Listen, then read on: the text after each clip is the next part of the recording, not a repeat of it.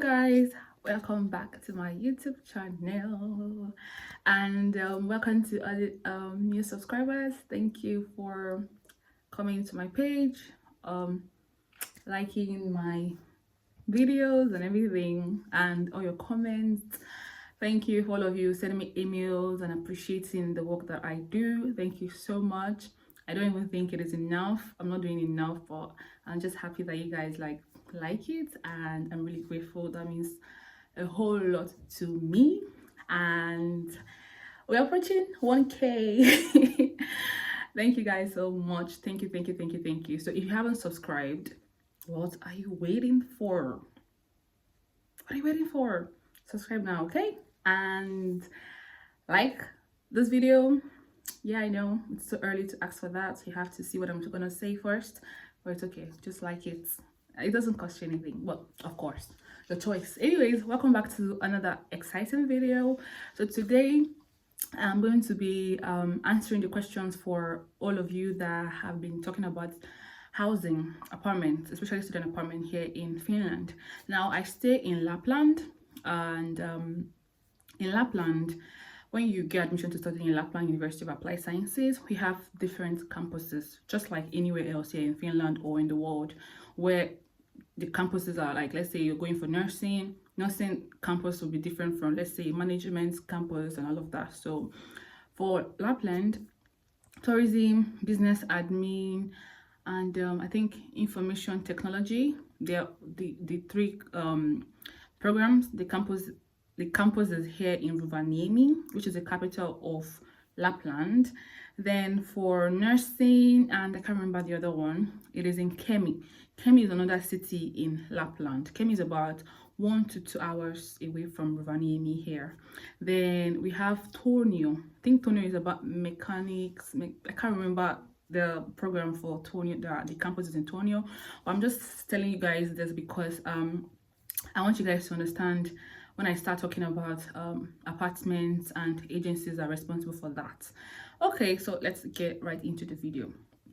In Finland, there are, especially when it comes to student housing, student apartments, there are like different agencies responsible for that.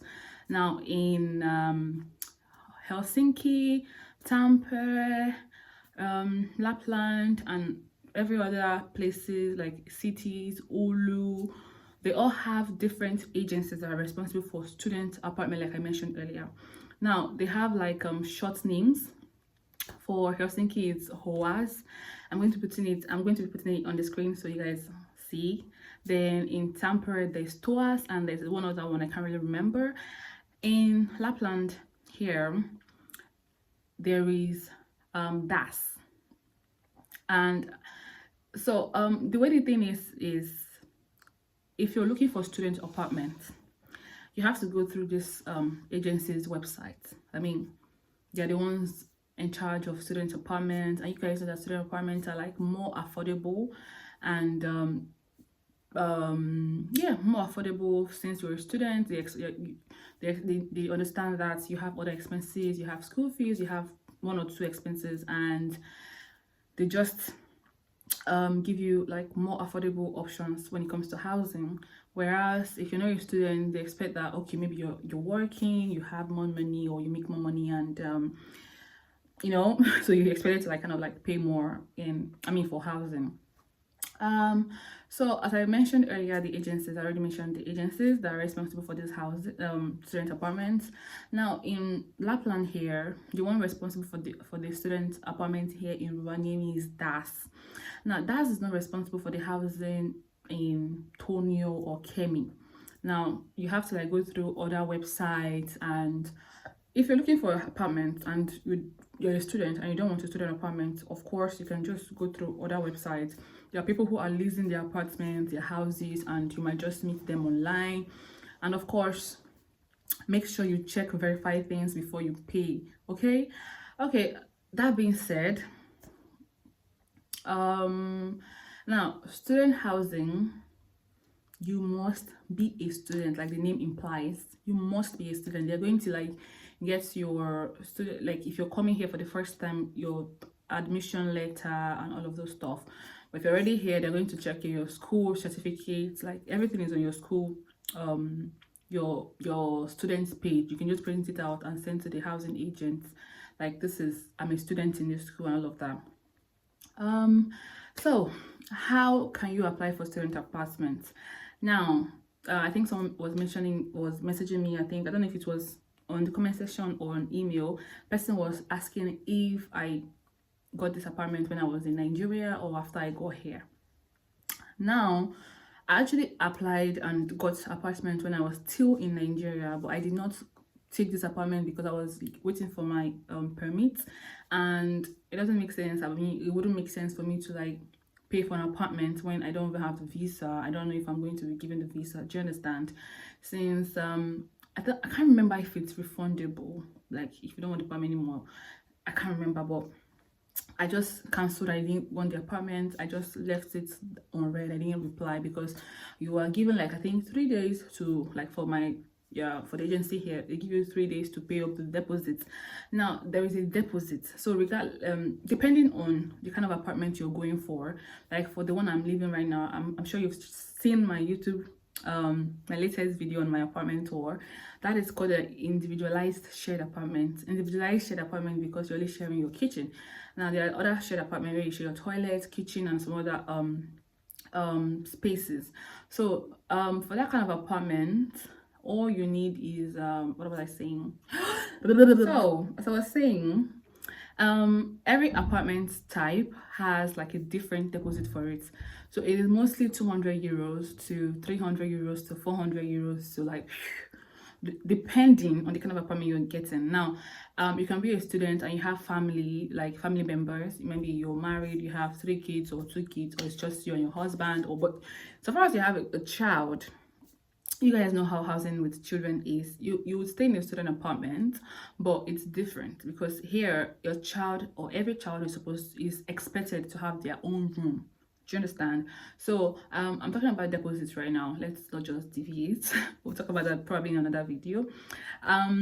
So depending on the kind of apartment you're getting or you want, your deposit is going to be different.